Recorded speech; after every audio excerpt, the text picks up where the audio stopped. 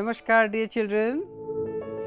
Today we are not just reading a chapter, we are stepping into the heart of a village surrounded by forest, flowers and festivities.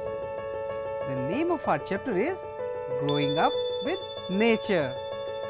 Let's begin our journey with Reena and Amit, who are visiting their grandparents' village during a vibrant harvest festival.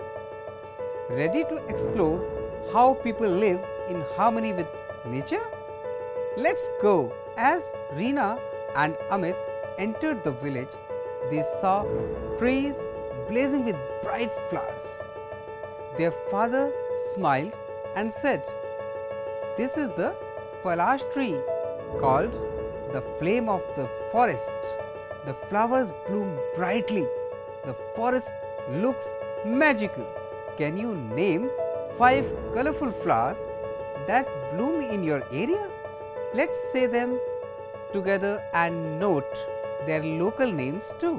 Look at these beautiful homes made from clay, cow dung, hay and painted with natural dyes.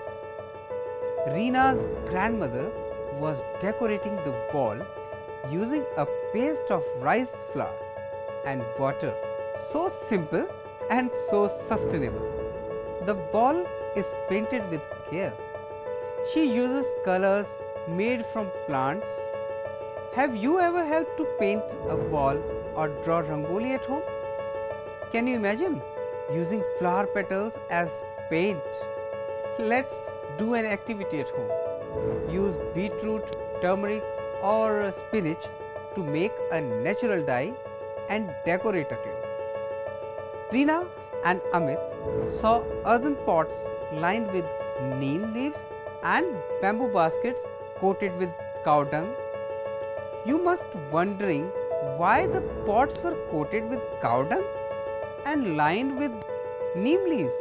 Children, it was to protect grains from insects without any harmful chemicals.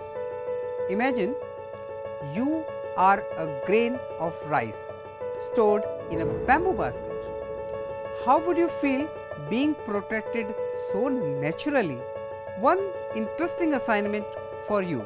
Ask your parents or grandparents, how do they store grains or pulses at home? Note the methods and materials and do share with your friends in the class. Both Reena and Amit were excited for the evening program. But before going out, Dadaji rubbed neem oil on the children's hand to keep mosquitoes away. Isn't that smart and safe? Neem oil protects the skin. Tulsi leaves cure coughs. Can you name one plant that is used at your home when someone is sick?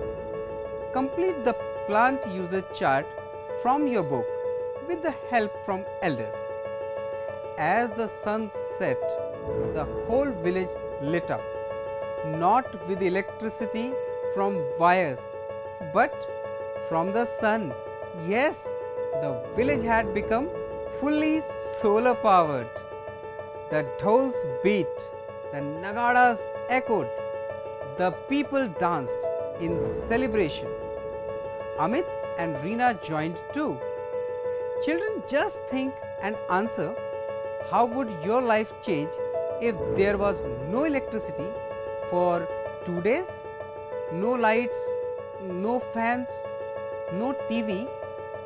Think about it. Plan a no electricity evening with your family and write what you learned.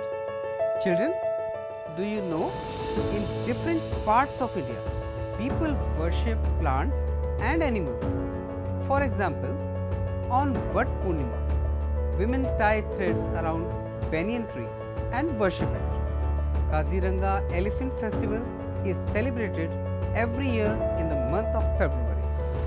Is any festival on worshipping plants and animals is celebrated in your region? What do you use from nature every day? Water, vegetables, fruits, medicine, and list goes on. Now ask yourself, how can I give back? In return, we can feed birds, say no to plastic, plant trees, organize a cleanup drive. Children, let's grow up like Reena and Amit, with nature, for nature, and for the future. Because when we care for nature, nature cares for us. Every leaf, every flower, every ray of sunshine. Thank you for joining me in this beautiful journey. Stay curious, stay kind, and stay close to nature. Namaskar.